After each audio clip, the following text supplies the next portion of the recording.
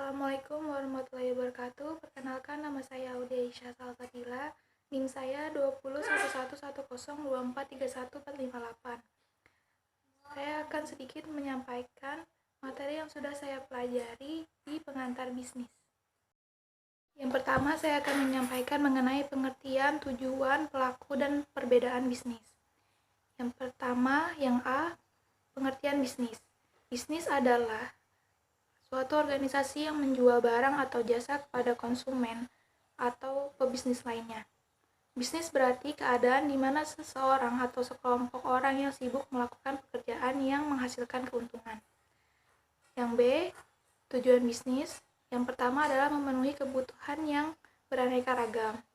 Yang kedua, memenuhi keinginan. Yang ketiga, mendapatkan uang dan laba. Yang C, pelaku bisnis. Yang pertama, owner atau pemilik. Yang kedua, kreditur atau yang memberi pinjaman. Yang ketiga, karyawan. Yang keempat, penyedia material atau pemasok. Yang kelima adalah pelanggan. D, perbedaan antara bisnis kecil dan bisnis besar. Pertama, bisnis kecil. Biasanya pemiliknya menjadi manajer. Daerah operasionalnya juga lokal. Organisasinya sederhana dan pemiliknya biasanya akan lebih akrab dengan karyawannya. Yang kedua, bisnis besar. Manajernya bukan pemilik. Daerah operasionalnya bisa saja regional atau nasional. Organisasinya kompleks. Kebanyakan pemilik kurang akrab dengan karyawannya. E, batasan usaha atau bisnis. Yang pertama, industri kecil. Investasi paling banyak 200 juta, tidak termasuk tanah dan bangunan. Pencapaian penjualan per tahun bisa mencapai 1 miliar atau kurang. Yang kedua, industri menengah. Investasi 200 juta sampai 10 miliar dan itu belum termasuk tanah dan bangunan. Penjualan per tahun bisa mencapai kurang dari 50 miliar. Yang ketiga, industri besar. Investasi bisa mencapai 10 miliar atau lebih dan itu tidak termasuk tanah dan bangunan. Penjualan per tahun bisa mencapai 50 miliar atau lebih. Keunggulan dan kelemahan usaha kecil. Yang pertama, keunggulannya, yaitu tidak birokratis dan mandiri, fleksibel, dinamis, pemilik ulet dan kerja keras, efisien dalam pengeluaran, bebas bertindak dan memutuskan bisnis, dan pemilik dan karyawan lebih akrab. Yang kedua, kelemahannya, yaitu kurang berorientasi pada masa depan, kemudian jarang berinovasi, jarang mengadakan kaderisasi, cepat puas, kurang kemajuan terhadap teknologi, dan kurang paham akan manajemen. Kemudian saya akan membahas mengenai tanggung jawab sosial perusahaan. Tanggung jawab sosial sebuah perusahaan bisnis atau perusahaan harus ditancap secepat mungkin, dan etika bisnis memberi rambu-rambu kapan harus berhenti atau bisnis harus mampu menyelaraskan semua sumber daya yang mereka miliki untuk mencapai tujuan.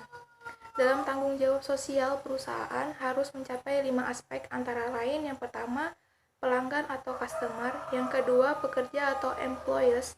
Yang ketiga, pemegang saham atau stockholder. Yang keempat, kreditur. Yang kelima, masyarakat.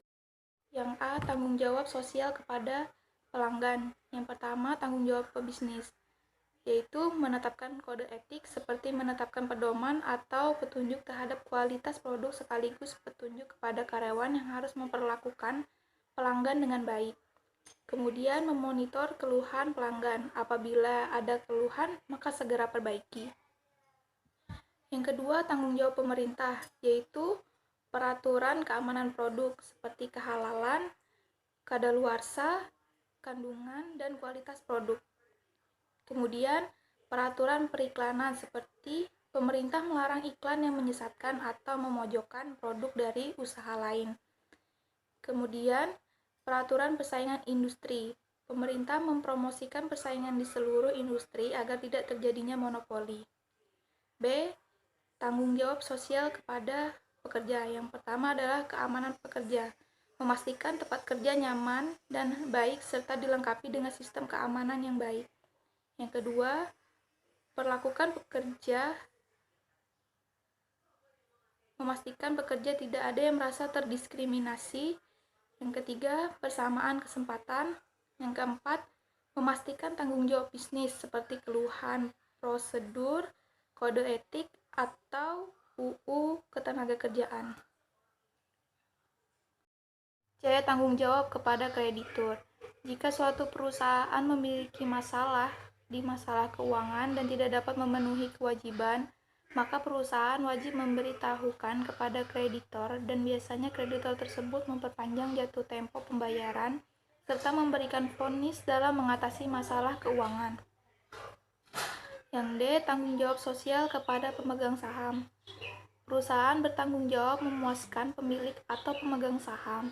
Manajer perusahaan memonitor keputusan perusahaan untuk meyakinkan bahwa mereka membuatnya demi kepentingan pemilik, termasuk juga gaji karyawan dikaitkan dengan kinerja perusahaan.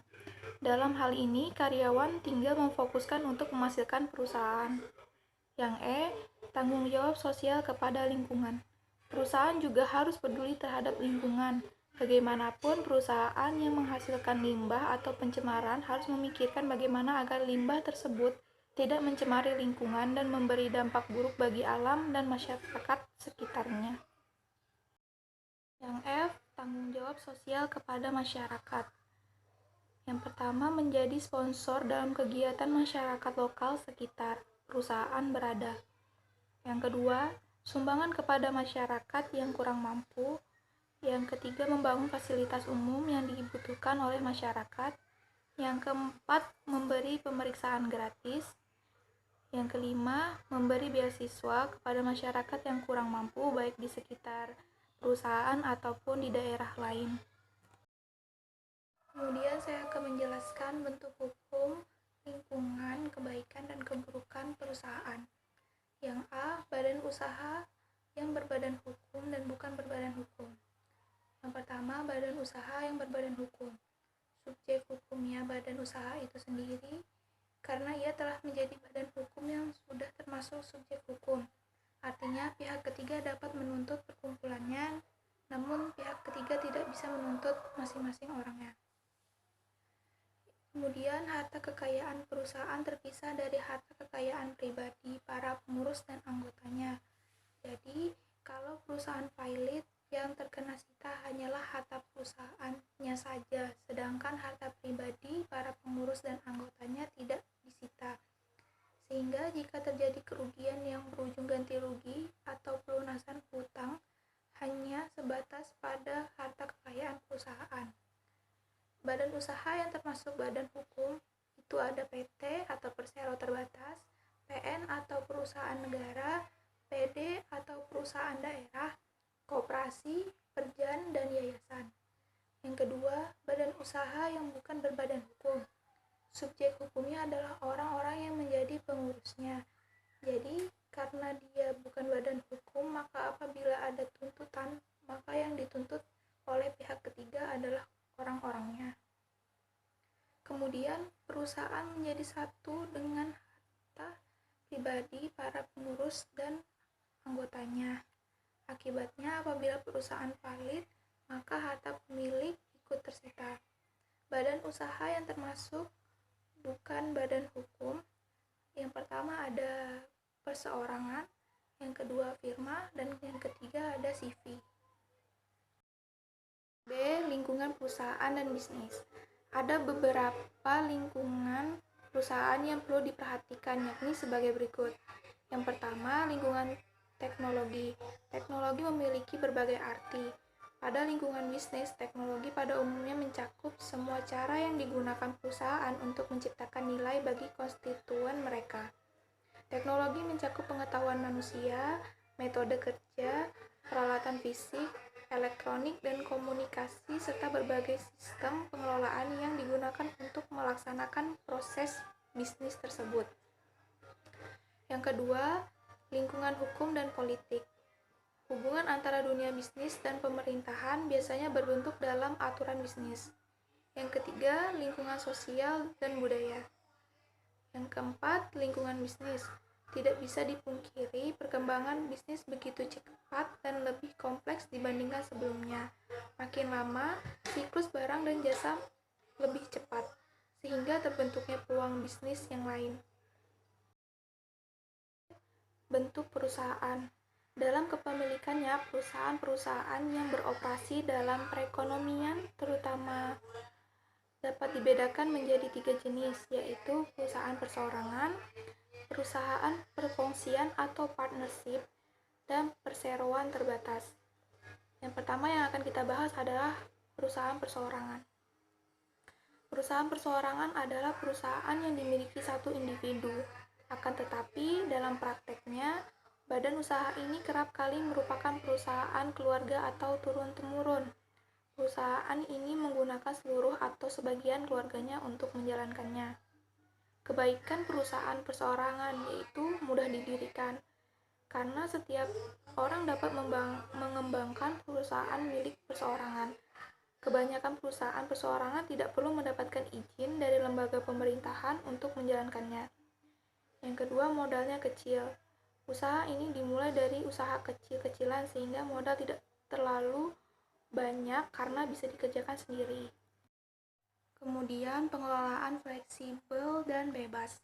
Manajemen perusahaan perseorangan sangat bebas. Pemilik dapat menentukan jam kerja sendiri serta bebas dalam mengambil keputusan atau kebijakan usaha. Kemudian, kerahasiaan usaha terjamin. Karena perusahaan dikerjakan sendiri, jadi rahasia sudah tentu terjaga. Nah, kemudian kelemahan dan keburukan perusahaan perseorangan. Yang pertama, pertanggungjawaban tidak terbatas. Maksudnya adalah jika perusahaan ini memiliki hutang, maka tanggung jawabnya sampai harta pribadinya yang dipertaruhkan. Kemudian, modal terbatas. Modal terbatas karena dari dirinya sendiri, tidak ada investor dari orang lain. Kemudian, kualitas manajerial dan pekerjaan terbatas. Pemilik usaha belum tentu mengambil pengetahuan yang dalam tentang usaha yang dijalankan. Kemudian, kelangsungan operasi perusahaan terbatas. Umur usaha sangat tergantung kepada keadaan.